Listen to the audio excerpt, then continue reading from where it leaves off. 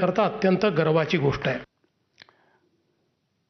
मंडळी, आपली स्वतःची गहाळ झालेली पदकं परत मिळावीत यासाठी एका नागरी संरक्षण स्वयंसेवकाला भोईवाडा पोलीस स्थानकाच्या चक्रा माराव्या लागत आहेत. शैलेश विजयकर यांनी 1971 सालच्या भारत-पाकिस्तान युद्धात नागरी संरक्षण स्वयंसेवक म्हणून सेवा बजावली होती. त्याच विजयकर यांनी त्यांना मिळालेली पदकं रिबन बनवण्यासाठी परळमधील एका टेलरला दिली होती.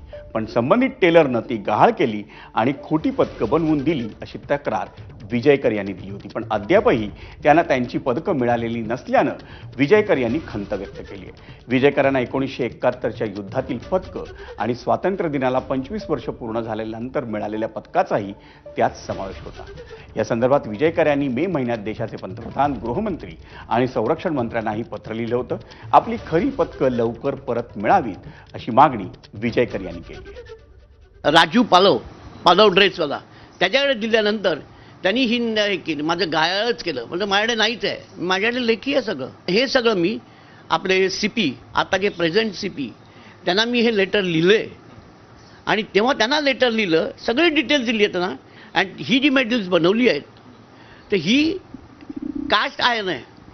नेमकी मागणी हीच असणार आहे की पुन्हा एकदा मेडल्स परत मिळावे? बस माझी मागणी हीच आहे, मला ओरिजिनल मेडल्स 71ची संग्राम मेडल आणि 25th silver jubilee independence day medal मला मिळाली पाहिजेत. आणि या बातमीनंतर मुंबई ईस्ट वेस्टमध्ये घेऊयात एक